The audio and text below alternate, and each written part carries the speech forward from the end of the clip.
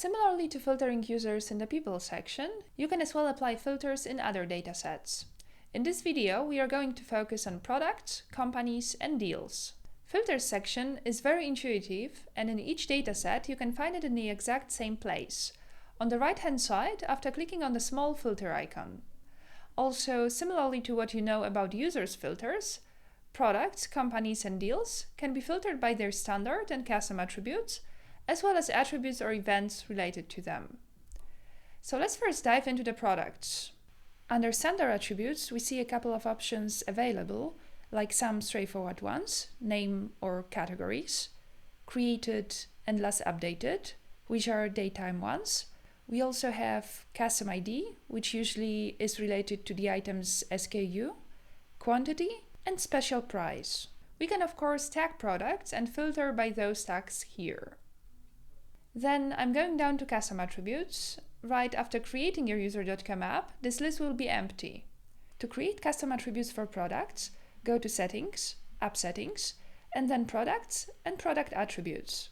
Thanks to custom attributes, you can adjust the dataset to the exact needs of your online business. For example, if you sell designer sneakers, you can add a floating point number attribute, shoe size, or a Boolean attribute, extra shoelaces, if to some products you add additional shoelaces.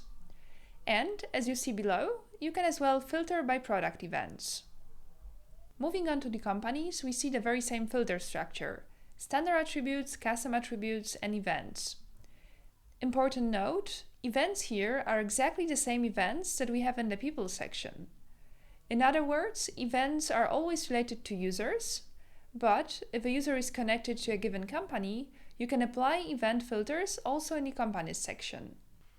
Let's quickly have a look at the possibilities available here. Among standard attributes, we have some examples typical only for companies. We can add the street name of the company's headquarters, then its postal code, size, which here means the number of employees and thus it's an integer attribute. Of course, we have here some straightforward ones like company name. We can add a short description, contact details, and info on location. We can filter by the date when the company record was created or last updated, and of course by agent assigned to them. You can create custom company attributes by going to App Settings and then Company Attributes. It's very useful when you need to distinguish some companies from the others. For example, if there are a few businesses you closely cooperate with, you can create a string custom attribute, partner type, with gold and regular values to be able to distinguish your crucial partners. Let's now focus on the deals filters. When I enter the section, the default view here is pipeline view, as you see, and we have some filtering options here. But I'm going to change this view to our standard table view, which can be easily done by clicking on that icon here. And then, in the filters, there are some standard attributes typical for deals, like currency, pipeline, and stage. Status, which is to check whether a given deal is lost, won, or archived, and expected close date.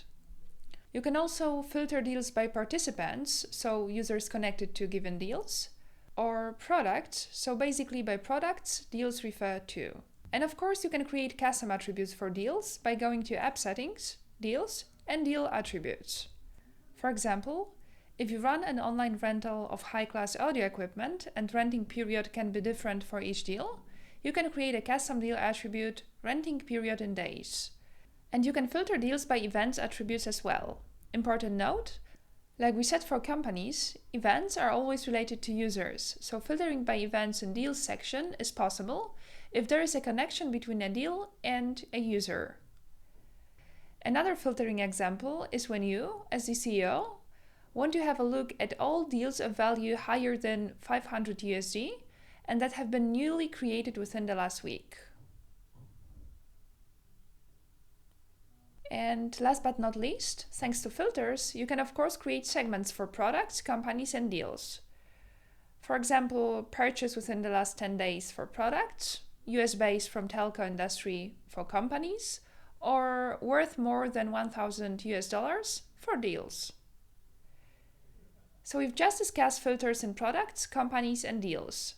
Thanks for your time.